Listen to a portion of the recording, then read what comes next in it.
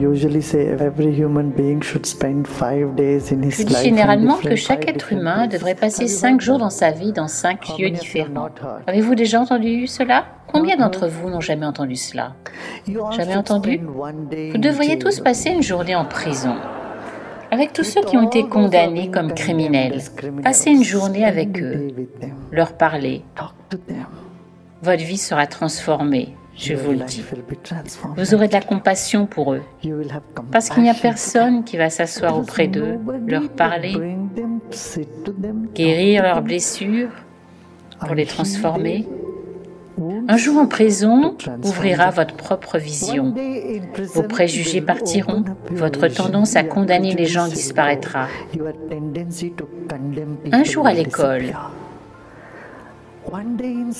avec peut-être des enfants qui ont des besoins spéciaux, avec des enfants auxquels vous devez enseigner quelque chose, voyez combien de fois ils font des erreurs. Avec comme challenge de leur faire apprendre un poème, et vous devez leur enseigner. Vous verrez combien de patience cela requiert.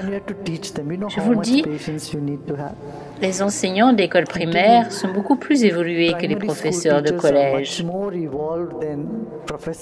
Vous savez, ils ont besoin de tellement de patience pour s'en occuper. Si quelqu'un est impatient, envoyez-le dans une école primaire. Un jour avec le jardinier dans le jardin.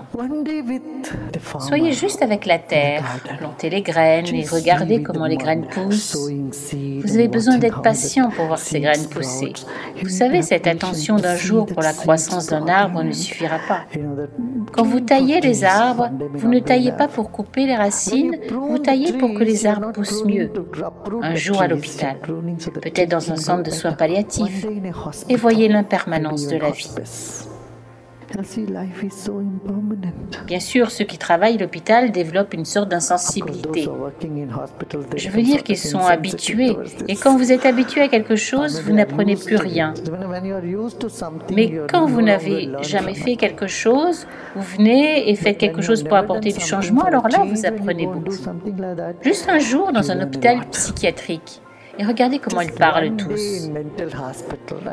Pouvez-vous les prendre au sérieux ? Allez-vous prendre leurs paroles au sérieux? Si vous prenez leurs paroles au sérieux, vous faites partie des patients. Vous devriez être compté parmi eux. La plupart de nos problèmes viennent du fait que l'on prend les mots trop au sérieux. Ce qu'ils disent, ce qu'ils racontent, les choses arrivent ou de toute façon, elles vont arriver à partir d'une autre loi, à partir d'un autre niveau d'existence.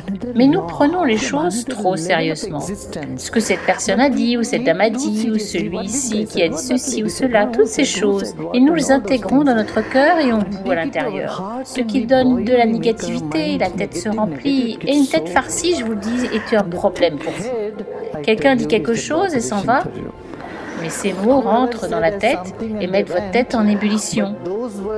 Et cela vous rend violent, insensible, et vous commencez à devenir comme eux. Aussi, vous ne savez pas, lorsque vous vous sentez violent à l'intérieur, vous ne savez pas comment vous comporter. Vous n'êtes pas du tout conscient de votre propre réaction, votre propre perception. Votre perception et votre expression vont être complètement désorientées, vont devenir inappropriées.